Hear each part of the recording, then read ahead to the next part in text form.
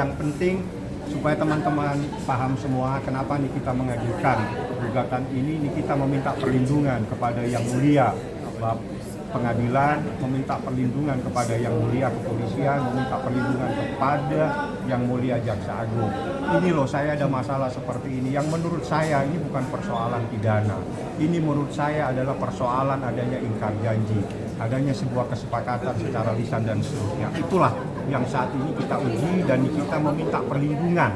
Sekali lagi kita meminta perlindungan kepada kepolisian dan meminta perlindungan kepada Jaksa Agung supaya bisa memberikan perlindungan secara hukum kepada Nikita Mirzani, seperti itu. Bang, minta tanggapannya Bang, bahwa pihak tergugat mengatakan bahwa gugatan Abang Perdata ini adalah modus untuk menghentikan pidana Bang.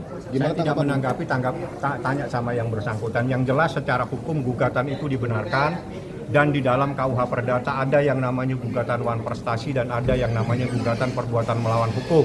Kalau wan prestasi itu adalah ingkar janji atau seseorang yang tidak mentaati apa yang pernah disepakati. Kesepakatan itu bisa lisan dan bisa tertulis secara hukum. Makanya namanya wan prestasi, atau artinya ada seseorang yang ingkar janji. Kejadian berawal dari November 2024, itulah asal terjadinya kesepakatan lisan di antara. Bagaimana kesepakatannya nanti kita uji di persidangan. Jadi itu adalah hak yang diberikan secara hukum dan itulah yang diminta sama Nikita Mirzani. Nikita Mirzani waktu saya besuk dia bilang, "Bang, sudah saatnya Abang ajukan gugatan wan prestasi, sudah saatnya saya meminta perlindungan kepada Kapolri, saya meminta perlindungan kepada Jaksa Agung atas masalah yang menimpa diri saya karena saya tidak kenal dengan yang bersangkutan. Saya tiba-tiba dihubungi dengan seseorang melalui staf saya atau Ismail Marzuki. Saya tidak kenal kepada tergugat. Itulah persoalannya. Makanya Nikita, Abang ajukan gugatan wan prestasi, saya meminta perlindungan Bang sama Kapolri. Saya ingin meminta perlindungan Bang kepada Jaksa Agung. Sehingga itulah mereka, karena ada bagian dari persoalan pidana, mereka kita jadikan turut tergugat supaya bisa memberikan perlindungan kepada Nikita Mirzani dalam perkara yang ada di kasus pidananya. Tapi di kontrak perjanjian itu tertulis atau lisan? Lisan. Lisan.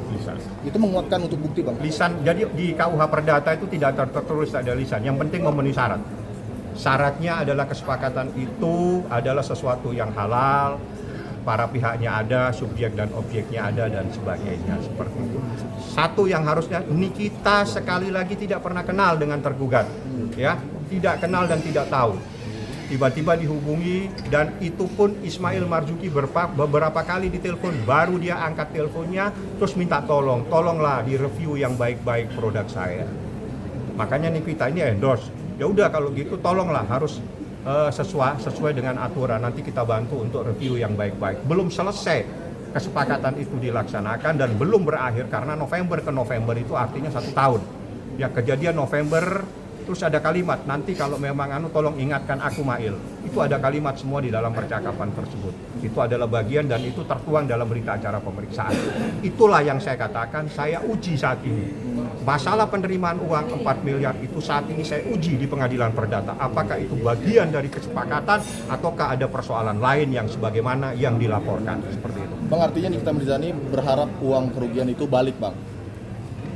Uang itu, kalau itu kan hak dia sebetulnya, karena dia diberikan sesuatu untuk melakukan sesuatu. Ya, karena itu adalah sebuah yang telah disepakati, bahkan yang menentukan pembagian penyerahan uangnya pun adalah tergugat, di mana dia membagi 2 kali secara tunai 2 miliar, secara transfer 2 miliar. Dan itu mereka yang mengatur semua. Jadi bagaimana ada upaya-upaya yang dilakukan Nikita Mirzani? Kita nggak melakukan apa-apa, kenal juga tidak, seperti itu. Oke, ada lagi? Bang, mungkin sedikit update Bang, Niki apa kabar Bang sekarang? Baik, alhamdulillah sehat walafiat. Hari ini ulang tahun daripada Laura Mirzani Mawardi. Saya ucapkan selamat ulang tahun anakku, panjang umur. Semoga kamu menjadi seseorang yang sukses lahir batin dan akan mendukung orang tuanya dan juga mendukung adik-adiknya semua. Karena dia sudah dewasa, hari ini yang saya tahu dia sudah genap berumur 18 tahun. Ya, itu yang saya tahu dari Nikita Mirzani, bahwa informasinya hari ini dia ulang tahun Laura menjadi 18 tahun. Jadi saya berharap Laura bisa menjadi orang yang bisa diharapkan dan bisa membantu orang tua. Lauranya baik-baik aja, memang dia dalam proses pendidikan ya. Jadi pendidikan ini jangan selalu kita berpikir bahwa pendidikan itu sekolah. Jadi ada pendidikan terhadap sesuatu di mana dia diperlukan pendekatan terhadap dirinya, dan itu ada tempat lain di mana proses pendidikannya masih belum selesai.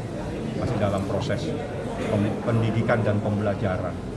Seperti itu. Oke. Mungkin ada cara untuk aminnya gitu ke depan. Ya itu nantilah urusan lainnya. Jadi itu biar nanti melalui tempat di mana dia dititipkan. Jadi dia itu ada di satu tempat untuk belajar. Nanti biarlah itu urusan lain, bukan urusan saya. Ya.